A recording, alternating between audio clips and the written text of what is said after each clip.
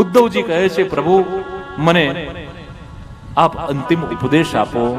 અને ઉદ્ધવજીને નિમિત્ત બનાવી એક બહુ સુંદર ઉપદેશ ભગવાન આપે છે. ભગવાન કહે છે, અધિકારી ગુરુના શરણે જજો.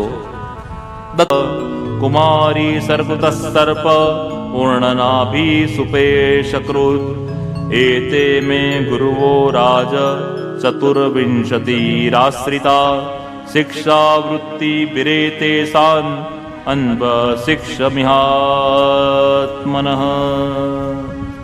મારા 24 ગુરુ થયા. ભગવાન કહે છે, આ 24 ગુરુની અંદર પૃથ્વી મારી ગુરુ છે, અગ્નિ મારો ગુરુ છે, શ્વાન મારો ગુરુ છે, પિંગલા નામની વેશ્યા એ પણ મારી ગુરુ છે, પતંગિયું પણ મારું ગુરુ છે, માછલી પણ મારું ગુરુ છે. દરેકની પાસે કોઈ સદગુણ છે અને એ સદગુણને જો તમે એક્સેપ્ટ કરી લો તો સમજી લો કે તમારો ગુરુ છે. ગુ એટલે અંધકાર અને રૂ એટલે પ્રકાશ. જે અંધકારમાંથી પ્રકાશ તરફ લઈ જાય એનું નામ ગુરુ. ગુરુ દીપક ગુરુ, ચાંદડું ગુરુ, બિન ગુર અંધારું. ગુરુ એ પારસમણી છે. જેમ લોખંડને સ્પર્શ કરે અને લોખંડ પારસમણીના સ્પર્શથી સુવર્ણમાં કન્વર્ટ થઈ જાય, એમ ગુરુનો સ્પર્શ થાય એટલે અબુધ અજ્ઞાની હોય એના જીવનમાં પણ ઘણા મોટા પરિવર્તન આવે. 4 પ્રકારના ગુરુ અને 4 પ્રકારના શિષ્ય આપણા શાસ્ત્રમાં વર્ણન કર્યા છે. શબ્દ દીક્ષા છે, સ્પર્શ દીક્ષા છે, ધ્યાન દીક્ષા છે અને દ્રષ્ટિ દીક્ષા છે. શબ્દ દીક્ષા, સ્પર્શ દીક્ષા, દ્રષ્ટિ દીક્ષા और ध्यान दीक्षा.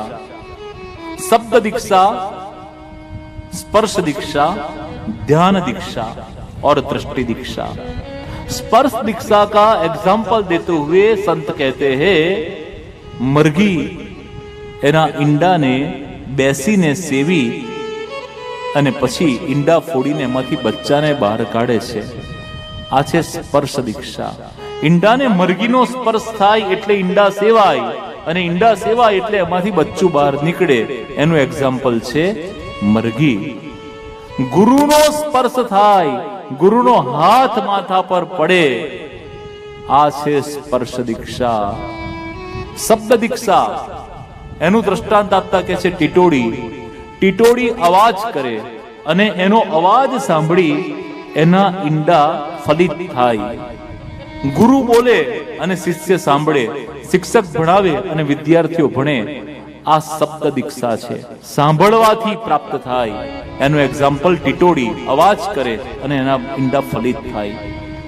સ્પર્શ દીક્ષા, શબ્દ દીક્ષા, ધ્યાન દીક્ષા और दृष्टि दीक्षा. दृष्टि दीक्षा માટે માછલીનું એક્ઝામ્પલ આપે છે. માછલી પાણીમાં હોય એના ઈંડાને મૂકી એનાથી થોડે દૂર ઊભી રહી એના ઈંડાને જોયા કરે. એક્વેરિયમ હોય ત્યારે અનુભવ થાય કે માછલી આમ પાણીમાં ને પાણીમાં ગોલ ફરી અને પાછી એને જોયા કરે અને એના જોવાથી એના ઈંડા ફલિત થાય. આમ તમે ગુરુને જુઓ અને ગુરુ તમને જોવે. આ છે દ્રષ્ટિ દીક્ષા. ખાલી કંઠી પહેરી એ જ ગુરુ નથી, એ જ શિષ્ય નથી. શબ્દથી પણ ગુરુત્વ પ્રાપ્ત થાય, સ્પર્શથી પણ ગુરુત્વ પ્રાપ્ત થાય અને એવી જ રીતે दृष्टि પણ गुरुत्व प्राप्त થાય. અને અંતિમ ध्यान दीक्षा. ध्यान दीक्षा का अर्थ होता है कछुआ, કાચબો જે હોય, કાચબી જે હોય એના ઈંડાને મૂકે ને પછી દૂર જઈ એના જે મૂકેલા ઈંડા હોય ને એને પોતાનું માથું કવચમાં નાખી અને એનું ચિંતન કરે અને એ ઈંડાનું જેટલું ચિંતન કરે એટલા એના ઈંડા ફલિત થાય. એવી જ રીતે તમે ગુરુનું સ્મરણ કરો અથવા ગુરુના ધ્યાનમાં તમે ક્યારેક આવો કે મારો આ શિષ્ય બહુ દિવસ થયો શું કરતો હશે, મારો આ આત્મીય ઘણા દિવસથી મળતો નથી શું કરતો હશે. આમ ગુરુના ચિત્તમાં તમારું આવવું, તમારા ચિત્તમાં ગુરુનું આવવું આ પણ એક પ્રકારની દીક્ષા છે. याद रखिए, ध्यान दीक्षा है, स्पर्श दीक्षा है, शब्द दीक्षा है और दृष्टि भी दीक्षा है. 4 प्रकार के गुरु, 4 प्रकार के शिष्य. और गुरु का काम क्या है? आपकी अंदर जो एनर्जी है वो एनर्जी गुरु के તમારા માટે બધા કામ ન કરી દે. કામ તમારે જ કરવાના, મહેનત તમારે જ કરવાની, પણ તમારી અંદર જે પોટેન્શિયાલિટી છે એ પોટેન્શિયાલિટીને ડેવલપ કરવાની, એ બહાર લાવવાનું કામ જે કરે એનું નામ ગુરુ છે.